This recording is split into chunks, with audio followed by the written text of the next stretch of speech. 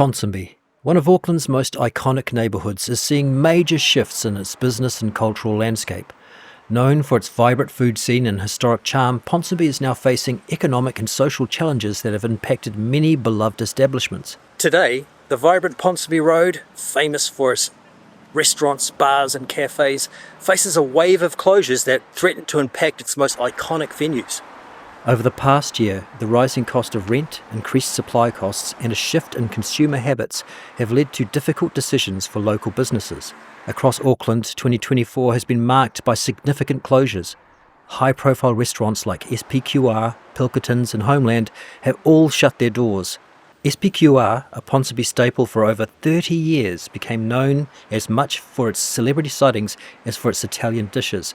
But as the full effect of the pandemic lockdowns, increasing rent costs impacts the economy, even the most famous eateries are finding it hard to stay afloat.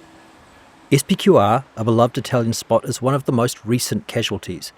SPQR closed its doors after 3 decades of serving loyal patrons. Chapel Bar and Bistro, which struggled with financial pressure, extended receivership but found new ownership. One of the few promising outcomes for businesses in the area. Chapel's story highlights the impact of rising rents and changing visitor demographics on Ponsonby businesses caused by the pandemic lockdowns, as well as the importance of maintaining Ponsonby's unique character despite these economic pressures. As Auckland grows, the push for new housing and mixed-use spaces brings even more change. High-rise apartments and commercial buildings are increasingly common in traditional neighbourhoods, raising concerns about Ponsonby's future. This shift offers opportunities for new businesses, but it also means the loss of older spaces that once gave Ponsonby its charm. Behind the closures lies a larger story. Economic shifts have transformed Ponsonby from an artistic community-orientated district into a neighbourhood navigating the challenges of higher density and rapid evolving tastes. The push for urban upzoning has led to a surge in new developments in high-rise apartments, contributing to rising rents and altering Ponsonby's original charm, pushing even long-established businesses to reconsider their future and innovate. So the street I'm actually walking down at the moment, it's where I went to art school over 20 years ago, and it has completely changed. It's all now essentially residential. All of the older art department buildings, the sculpture department where I used to be majoring is gone. And instead we have these little units. But in between the little units is still tucked away these little tiny villas, these little echoes of what Ponsonby used to be. So the building behind me when I first came to Auckland is where I went to art school. It was the Auckland Society of Arts and is now really just an industrial block. But straight off the end of that is all of these new apartments. As you can see, they stretch right down the road.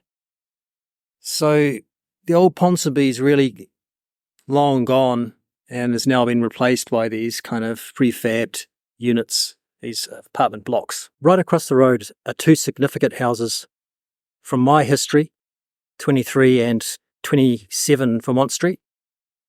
When I was a baby, my family bought 23 Vermont Street for $5,000. Now it's a $2 million property, and it's the same that can be said for 27 Vermont Street now, which just shows how much the price of properties have gone up since the 70s. Ponsonby's future remains uncertain, but its evolution marks a new chapter reflecting the ongoing push and pull between tradition and change. In the end, Ponsonby's evolution is a reminder of the balance between progress and preservation. And as Auckland City continues to expand, the face of Ponsonby will depend on the city planners, developers, and the people who call this place home.